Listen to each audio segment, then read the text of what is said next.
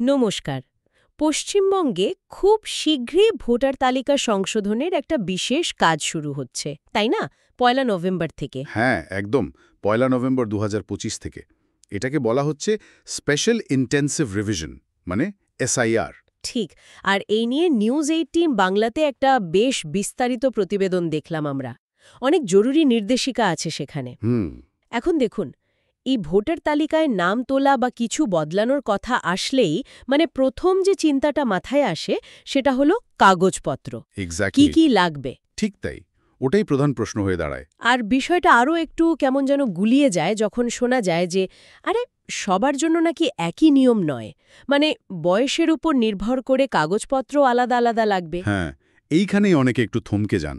বয়স অনুযায়ী প্রয়োজনীয় কাগজপত্রের তালিকাটা একটু আলাদা। তো আজকের আলোচনায় আমরা ঠিক এই বিষয়টাই একটু সহজ করে বোঝার চেষ্টা করব।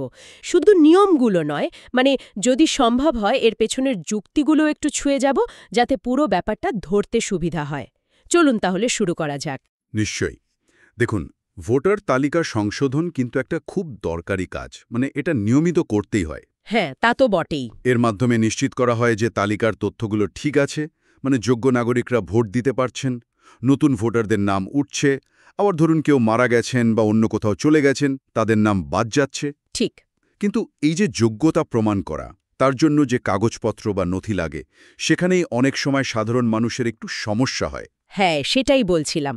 নানা রকম নিয়ম, বিভিন্ন বয়সের জন্য আলাদা। একদম। নির্দিষ্ট কিছু কাগজ, এই সব মিলে অনেক সময় একটা ধোঁয়াশা তৈরি হয়। আজকের আলোচনাটা কিন্তু সেই ধোঁয়াশা কাটানোর জন্যই। নিউজ ১৮ বাংলার প্রতিবেদনে নির্বাচন কমিশনের নির্দেশিকা মেনেই তথ্যগুলো দেয়া হয়েছে। আমরা সেটাই একটু গুছিয়ে আলোচনা করব। দারুণ। তাহলে শুরুতেই একদম মূল জায়গায় যাই, চলুন। কোন কোন ডকুমেন্ট বা নথিকে পরিচয় আর বয়সের প্রমাণ হিসাবে ধরা হচ্ছে? প্রতিবেদনে তো দেখলাম ১১টা নথির কথা বলা আছে। হ্যাঁ, ১১টা। তালিকাটা বেশ বড়সড়, যাতে নানা ধরনের মানুষ নিজেদের প্রমাণ দিতে পারেন। কি কি আছে একটু দর্শকদের জন্য বলবেন, মোটে তর্পে।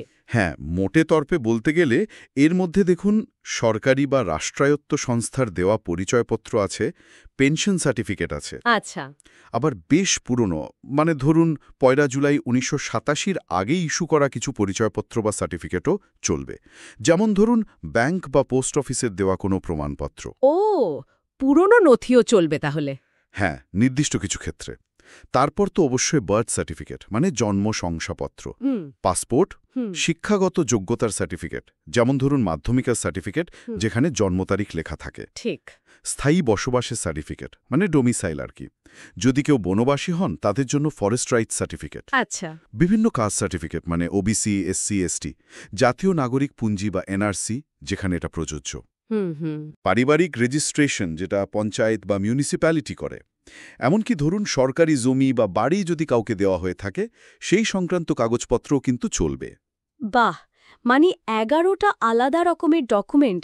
এটা তো বেশ একটা বড় তালিকা। চেষ্টা করা হয়েছে যাতে প্রায় সবাই এর মধ্যে চলে আসেন। একদম, নির্বাচন কমিশন সেটাই চেষ্টা করেছে। কিন্তু আসল প্যাচটা তো অন্য জায়গায়। কার কোনটা লাগবে বা কটা লাগবে, প্রতিবেদন অনুযায়ী এটাই নাকি নির্ভর করছে জন্ম সালের ওপর। ঠিক ধরেছেন। এখানেই নিয়মটা বয়স অনুযায়ী ৩টে ভাগে ভাগ হয়ে যাচ্ছে। ৩টে ভাগ? হ্যাঁ, আর এই ভাগগুলো যদি আমরা ঠিকঠাক বুঝে নিতে পারি, তাহলে কিন্তু পুরো ব্যাপারটা একদম পরিষ্কার হয়ে যাবে। আচ্ছা, তাহলে প্রথম ভাগটা কি? প্রথম ভাগটা হলো সেই সব নাগরিকদের জন্য যাদের জন্ম ১লা জুলাই ১৯৮৭ সালের আগে হয়েছে। ওহো, যারা একটু সিনিয়র সিটিজেন বা অপেক্ষাকৃত প্রবীণ, তাদের জন্য? প্রতিবেদন বলছিল এদের জন্য নিয়মটা নাকি বেশ সোজা। হ্যাঁ, তুলনামূলকভাবে অনেকটাই সরল। যাদের জন্ম ১ জুলাই ১৯৮৭-র আগে, তাদের ক্ষেত্রে ওই যে ১১টা নথির তালিকা আমরা দেখলাম, হ্যাঁ, তার থেকে যে কোনো একটা জমা দিলেই হবে, পরিচয় আর বয়সের প্রমাণ হিসেবে। ব্যাস, একটাই ডকুমেন্ট যথেষ্ট। সত্যি, শুধু একটাই? আর কিছু লাগবে না? না, তবে এখানে একটা বিকল্পও আছে। যেটা ব্যাপারটা আরও সহজ করে দেয়। আচ্ছা, সেটা কি? যদি কোনো ব্যক্তির নাম ২০০২ সালের পশ্চিমবঙ্গের চূড়ান্ত ভোটার তালিকায় আগে থেকেই থেকে থাকে, মানে ২০০২-এর ভোটার লিস্টে? হ্যাঁ, সেই লিস্টে যদি নাম থাকে, তাহলে তাকে ওই ১১টা নথির তালিকা থেকে আর কোনো কাগজ জমা দেওয়ারই দরকার নেই। বলেন কি তাহলে? শুধু ২০০২ সালের ভোটার তালিকার যে পাতায় তার নামটা আছে, সেই পাতার একটা কপি, একটা জেরক্স কপি জমা দিলেই চলবে। দারুণ তো! তার মানে ১৯৮৭-র আগে জন্মানো ব্যক্তিদের জন্য দুটো অপশন হয়। ১১টা দলিলের যে কোনো একটা দিন, না হলে ২০০২-এর ভোটার লিস্টের কপিটা দিন। এটা তো বেশ সহজ শোনালো। হ্যাঁ, এই ক্যাটাগরির জন্য এটাই নিয়ম। কিন্তু একটা প্রশ্ন আসছে মনে। হুম। এই যে নিয়মটা সরল করা হলো, হুম। এর কারণ কি হতে পারে? মানে কেন ১৯৮৭-র আগের জন্য সোজা, আর ২০০২ সালের ভোটার লিস্টটাই বা এত গুরুত্ব পাচ্ছে কেন? দেখুন, উৎস প্রতিবেদনে তো সরাসরি কারণটা ব্যাখ্যা করা নেই, তবে আমরা কিছু কারণ অনুমান করতেই পারি। হ্যাঁ। যেমন ধরুন, ১ জুলাই ১৯৮৭ তারিখটা ভারতের নাগরিকত্ব আইনের দিক থেকে একটা গুরুত্বপূর্ণ তারিখ। সম্ভবত ধরে নেওয়া হচ্ছে, যারা এই তারিখের আগেই জন্মেছেন তাদের নাগরিকত্ব বা বসবাসের প্রমাণ অনেক পুরনো, অনেক বেশি প্রতিষ্ঠিত। তাই হয়তো প্রক্রিয়াটা সরল রাখা হয়েছে। আচ্ছা, এটা একটা কারণ হতে পারে। আর ২০০২ সালের ভোটার তালিকাটা, এটাকে একটা বেস ইয়ার বা ভিত্তি বছর হিসেবে ব্যবহার করা হচ্ছে। সম্ভবত মনে করা হচ্ছে যে ওই সময়কার তালিকাটা যথেষ্ট যাচাই করা এবং নির্ভরযোগ্য। তাই এটাকে একটা বৈধ প্রমাণ হিসেবে ধরা হচ্ছে এই বিশেষ সংশোধনের জন্য।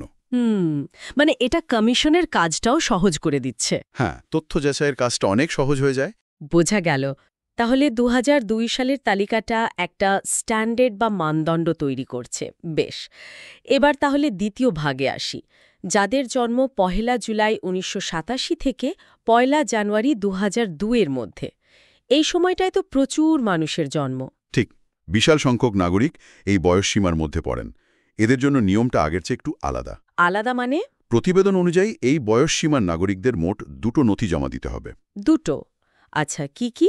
একটা হলো নিজের পরিচয় আর বয়সের প্রমাণের জন্য, আর দ্বিতীয়টা হলো তার বাবা বা মায়ের সঙ্গে তার যে সম্পর্ক সেটা প্রমাণের জন্য। ওহ, দুটো ডকুমেন্ট। আচ্ছা, প্রথমটা মানে নিজের প্রমাণের জন্য কি লাগবে? ১১টা লিস্টের হ্যাঁ, নিজের প্রমাণের জন্য নিয়মটা কিছুটা আগের মতোই। ওই ১১টা নথির তালিকা থেকে যে কোনো একটা দিলেই হবে। আচ্ছা। এখানেও ২০০২ সালের ভোটার তালিকার বিকল্পটা আছে, কিন্তু একটু অন্যরকমভাবে। কিরকম? যদি আবেদনকারীর বয়স ২০০২ সালের মধ্যে ১৮ বছর বা তার বেশি হয়ে গিয়ে থাকে এবং তার নাম যদি সেই বছরের ভোটার লিস্টে থাকে, তাহলে সেই লিস্টের কপিটাই নিজের ডকুমেন্ট হিসেবে দেওয়া যাবে। ওহ, মানে ২০০২-এ যদি ভোটার হওয়ার বয়স হয়ে গিয়ে থাকে আর নামও থাকে লিস্টে, তাহলে লিস্টের কপি চলবে। একদম। কিন্তু যদি ২০০২ সালে তার বয়স ১৮-র কম ছিল, মানে ভোটার হওয়ার যোগ্যই ছিলেন না, তাহলে কিন্তু তাকে অবশ্যই ওই ১১টা নির্দিষ্ট নথির মধ্যে যে কোনো একটা জমা দিতেই হবে নিজের প্রমাণ হিসেবে। বোঝা গেল।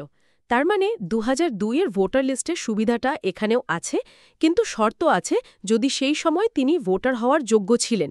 ঠিক আছে, এটা তো গেল প্রথম নথি। এবার দ্বিতীয়টা, যেটা বাবা বা মায়ের জন্য লাগবে বললেন। হ্যাঁ, দ্বিতীয় নথিটা লাগবে আবেদনকারীর বাবা অথবা মা, মানে যে কোনো একজনের নাগরিকত্ব বা বসবাসের প্রমাণ হিসেবে। বাবা অথবা মা, যে কোনো একজন? হ্যাঁ, যে কোনো একজনের। এক্ষেত্রেও দুটো অপশান আছে, হয় বাবা বা মায়ের নামে থাকা ওই ১১টা নথির তালিকা থেকে যে কোনো একটা নথি দিন, আচ্ছা। অথবা যদি বাবা বা মায়ের নাম ২০০২ সালের পশ্চিমবঙ্গের ভোটার তালিকায় থেকে থাকে, তাহলে সেই তালিকার যে পাতায় নাম আছে সেটার একটা কপি জমা দিলেই হবে। ও, বাবা বা মায়ের ক্ষেত্রে ২০০২-এর লিস্টের কপি চলবে? হ্যাঁ, চলবে। তাহলে ব্যাপারটা দাঁড়ালো নিজের জন্য একটা ডকুমেন্ট, ১১টা থেকে একটা বা শর্ত মেনে ২০০২ ভোটার লিস্ট, আর বাবা মায়ের জন্য একটা ডকুমেন্ট, ১১টা থেকে একটা বা ২০০২ ভোটার লিস্ট, মোট দুটো। একদম। এই ক্যাটাগরির জন্য এই দুটি নথি লাগবে। কিন্তু একটা খটকা লাগছে, আগের ক্যাটাগরিতে তো শুধু নিজের ডকুমেন্ট দিলেই হচ্ছিল, এখানে এই বাবা মায়ের ডকুমেন্ট জমা দেওয়ার ব্যাপারটা কেন এলো? ঠিক এই পয়েন্টটাই এই ক্যাটাগরির মূল পার্থক্য। আর এখানে লক্ষ্য করার মতো বিষয় হলো যে নিজের পরিচয় প্রমাণের সাথে সাথে বাবা বা মায়ের সঙ্গে যে সংযোগ, সেটার প্রমাণের উপর জোর দেওয়া হচ্ছে। হুম, কেন? এর সরাসরি কারণটা প্রতিবেদনে বলা নেই, তবে এটা সম্ভবত ভারতের নাগরিকত্ব সংক্রান্ত যে নিয়মকানুন আছে এবং নির্দিষ্ট যে কাট অফ তারিখগুলো আছে, যেমন এখানে ১ জুলাই ১৮৮৭, সেগুলোর সঙ্গে সম্পর্কিত। মানে মানে হয়তো এমনটা ভাবা হচ্ছে যে এই নির্দিষ্ট তারিখের পরে যাদের জন্ম তাদের ক্ষেত্রে ভারতীয় নাগরিকত্ব বা বসবাসের যোগ্যতা প্রমাণের জন্য তাদের বাবা মায়ের স্ট্যাটাসটা যাচাই করার প্রয়োজন আছে। ও আচ্ছা। এই নিয়মটা হয়তো এটা নিশ্চিত করতে চাইছে যে আবেদনকারীর আগের প্রজন্মের সঙ্গে তার যোগসূত্রটা ডকুমেন্টেড থাকছে। এটা হয়তো নাগরিকত্ব প্রমাণের একটা ধাপ। তার মানে এটা শুধু বয়স বা পরিচয় যাচাই নয়, এর সাথে একটা বংশানুক্রমিক যোগসূত্র বা লিঙ্কেজ প্রমাণের বিষয়ও ঢুকে পড়ছে। সম্ভবত তাই। দেখুন, নির্বাচন কমিশনের মূল কাজ তো হলো একটা নির্ভুল ভোটার তালিকা তৈরি করা, কিন্তু সেই তালিকা তৈরির জন্য যে পদ্ধতি নেওয়া হচ্ছে তাতে নাগরিকত্ব যাচাইয়ের এই দিকগুলো তো স্বাভাবিকভাবেই চলে আসছে, তাই না? হ্যাঁ, তা তো বটেই। আর এক্ষেত্রেও দেখুন ২০০২ সালের ভোটার তালিকাটা বাবা মায়ের জন্য একটা নির্ভরযোগ্য প্রমাণ হিসেবে ধরা হচ্ছে। আচ্ছা, বিষয়টা বেশ গুরুত্বপূর্ণ। তাহলে ১৯৮৭ থেকে ২০০২ এর মধ্যে যাদের জন্ম তাদের এই দুটো ডকুমেন্টের কথা মাথায় রাখতে হবে। এবার তাহলে একদম নতুন প্রজন্মের ভোটারদের কাছে যাই চলুন। মানে যাদের জন্ম ১ জানুয়ারি ২০০২ বা তার পরে। এদের ক্ষেত্রে নিয়মটা কি? প্রতিবেদনে দেখলাম এদের নাকি ৩টে নথি লাগবে। হ্যাঁ, নিউজ ১৮ বাংলার প্রতিবেদনে কিন্তু এই ক্যাটাগরির জন্য ৩টে নথির কথাই বলা হয়েছে। ৩টে? হ্যাঁ, তবে রিপোর্টের ভেতরে যে বিস্তারিত বিবরণ দেওয়া আছে সেখানে আবার সেই দুটো বিষয়ের ওপরেই জোর দেওয়া হয়েছে, একটা নিজের জন্য আর একটা বাবা বা মায়ের জন্য। এটা পড়লে প্রথমটা একটু কনফিউজিং লাগতে পারে। তাই তো। তাহলে ব্যাপারটা কি দাঁড়ালো? ৩টে নথি বলতে ঠিক কি বোঝাতে চাইছে? নিজের জন্য একটা আর বাবা বা মায়ের জন্য একটা, এটা তো আগের ক্যাটাগরির মতোই হয়ে গেল। তাহলে তৃতীয় নথিটা কি? ঠিক, এখানেই একটু ব্যাখ্যা দরকার। প্রতিবেদনটা সরাসরি তৃতীয় নথিটার নাম বলছে না, কিন্তু আমাদের একটু যুক্তিসঙ্গতভাবে ভাবতে হবে। এই ক্যাটাগরির ব্যক্তিরা তো একদম নতুন প্রজন্মের, তাই না? হ্যাঁ। তাই এদের ক্ষেত্রে বয়সের প্রমাণটা ভীষণ জরুরি। মনে করে দেখুন, ওই যে ১১টা নথির তালিকা আমরা আলোচনা করছিলাম তার ৩ নম্বরেই কিন্তু ছিল বার্থ সার্টিফিকেট বা জন্ম শংসাপত্র। ও হ্যাঁ, ঠিক, বার্থ সার্টিফিকেট। এটা খুবই সম্ভব যে এই বয়সসীমার জন্য যে ৩টে উপাদানের কথা বলা হচ্ছে সেগুলো হলো: ১. আবেদনকারীর নিজের পরিচয় ও জন্ম তারিখের প্রমাণ, যার জন্য বার্থ সার্টিফিকেট কিন্তু সবচেয়ে ভালো প্রমাণ এবং ওটা ১১টার লিস্টেও আছে। আচ্ছা। ২.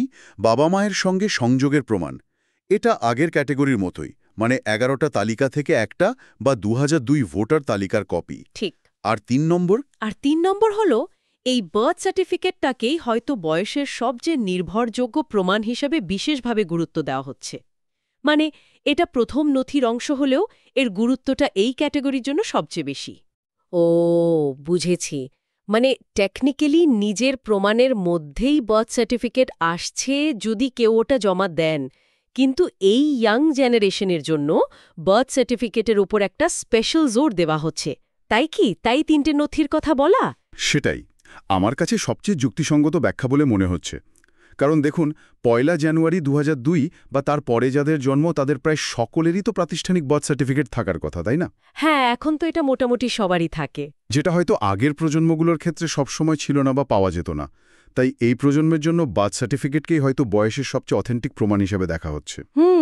আর বাবা বা মায়ের সংযোগ প্রমাণের যে নিয়মটা সেটা এখানেও থাকছে। এটা আবার সেই নাগরিকত্ব বা বসবাসের যোগসূত্র প্রমাণের যে ধারাবাহিকতা সেটাকেই দেখাচ্ছে। মানে যদি আমরা একটু বড় ছবিটা দেখি তাহলে বোঝা যাচ্ছে যে সময়ের সাথে সাথে, বিশেষ করে ওই কাট অফ তারিখগুলোর পরে জন্মানো নাগরিকদের ক্ষেত্রে নথি যাচাইয়ের প্রক্রিয়াটা ক্রমশ বাবা মায়ের পরিচয়ের ওপর বেশি করে নির্ভর করছে।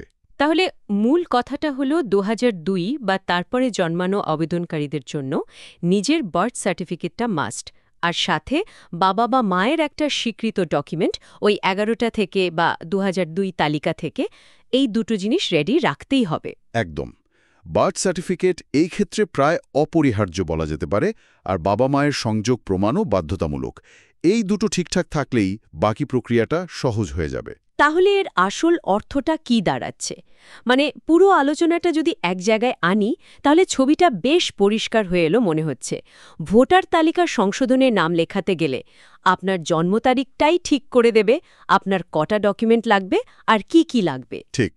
ওই ১১টা স্বীকৃত নথির লিস্টটা হলো আপনার গাইডলাইন, আর আপনার জন্মসাল অনুযায়ী আপনাকে ঠিক ক্যাটেগরিটা বেছে নিতে হবে আর সেই মতো প্রস্তুতি নিতে হবে।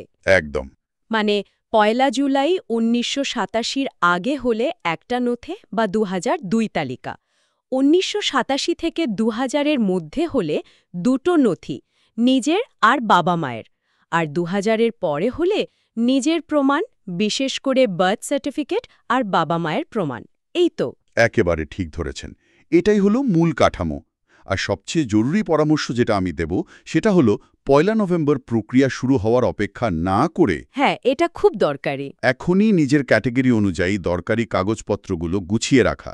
কারণ যদি কোনো ডকুমেন্ট হাতের কাছে না থাকে বা ধরুন তাতে কোনো ভুল থাকে, তাহলে সেটা জোগাড় করতে বা ঠিক করতে তো সময় লাগবে, তাই না? অবশ্যই সময় লাগবে। আর এই যে তথ্যগুলো আমরা আলোচনা করলাম, এগুলো তো নির্বাচন কমিশনেরই নির্দেশিকা, যেটা নিউজ 18 বাংলা তাদের প্রতিবেদনে জানিয়েছে।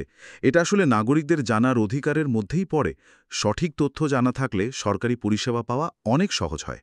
আর এই যে বয়স অনুযায়ী ভাগ করে নিয়মগুলো বলা হয়েছে, এটা কিন্তু সত্যি খুব কাজের।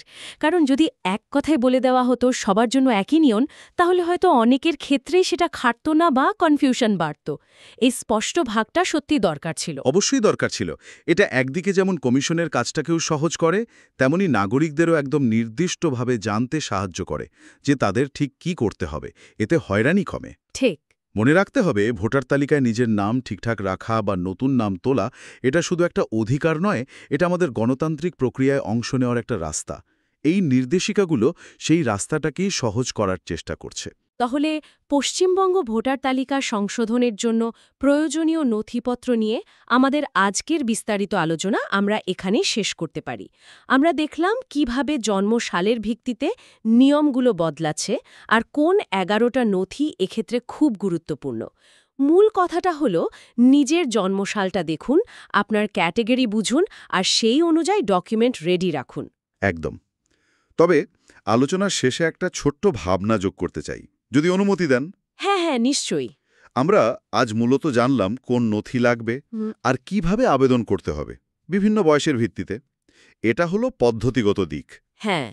কিন্তু এই পদ্ধতির বাইরে গিয়ে আমরা কি একটু ভেবে দেখতে পারি যে কেন এই নির্দিষ্ট নথিগুলোকেই বাছা হলো, হ্যাঁ, বা কেন এই জন্মসাল অনুযায়ী ভাগটা করা হলো?